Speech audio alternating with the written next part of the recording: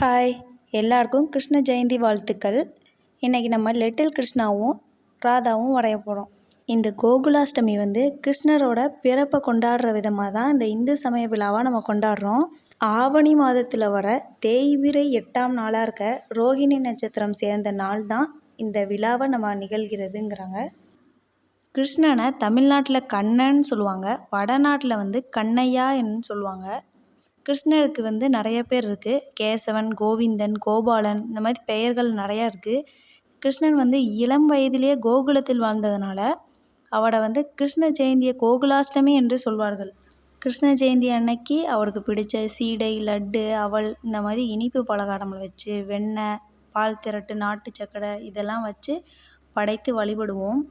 குழந்தைங்க இருக்கிற வீட்டில் அவங்க கால் தடத்தை வழித்தடமாக அரிசி மாவில் பூஜை அறை வரையும் வரைவாங்க. அவங்களுக்கு ராதா வேஷம், கிருஷ்ணா வேஷம் இந்த மாதிரிலாம் வேஷம் விட்டு அழகு பார்ப்பாங்க. மகாவிஷ்ணு எடுத்த 9வது அவதாரம் தான் இந்த கிருஷ்ணா அவதாரம். இதனால் கிருஷ்ணரே வீட்டுக்கு வருவதாக ஒரு ஐதீகம் இருக்குது. கிருஷ்ணர் நள்ளிரவில் பிறந்ததுனால புராண வரலாறில் சொல்கிறாங்க, இந்த கிருஷ்ண ஜெயந்தியை இரவு நேரம் இல்லைனா ஈவினிங் நேரம் அந்த டைமில் கொண்டாடுறது ரொம்ப நல்லதுங்கிறாங்க.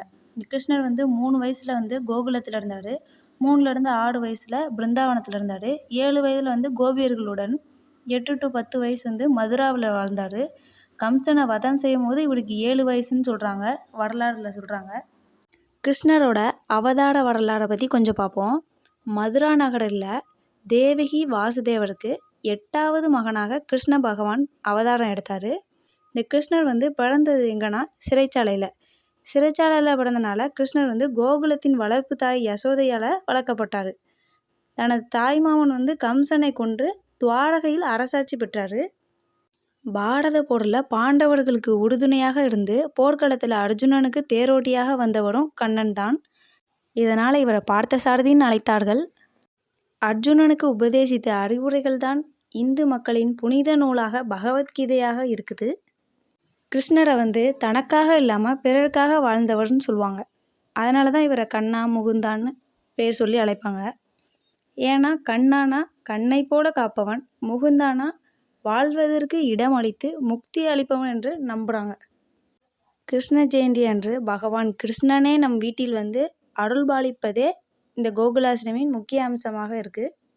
அதனால தான் கிருஷ்ண ஜெயந்தி அன்னைக்கு வீட்டை கழுவி சுத்தம் செஞ்சு அரிசி மாவால் கோலமிட்டு மாவிலை தோரணங்கள்லாம் அலங்கரித்து வாசலில் தொடங்கி பூஜை அறை வரையும் குழந்தைங்கள் கால் தடங்கள் அரிசி மாவால் பதிக்கிறோம்.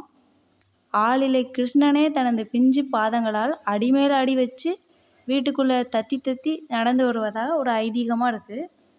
பிருந்தாவனத்தில் ஒவ்வொரு வீட்லேயுமே கிருஷ்ணர் ஆடி பாடியிருக்காரு. இந்த காட்சியை தான் சிவபெருமானே தரிசித்ததாக புராணங்களில் கூறுறாங்க. கிருஷ்ணர் சிறைச்சாலையில் பிறந்தாருன்னு சொல்லியிருந்தோம், அதுக்கான காரணத்தை சொல்லவே இல்லை. கிருஷ்ணனோட மாமா கம்சன் மகாராஜா அவரோட தங்கை தேவகியை சிறைச்சாலையில் அடைச்சாங்க.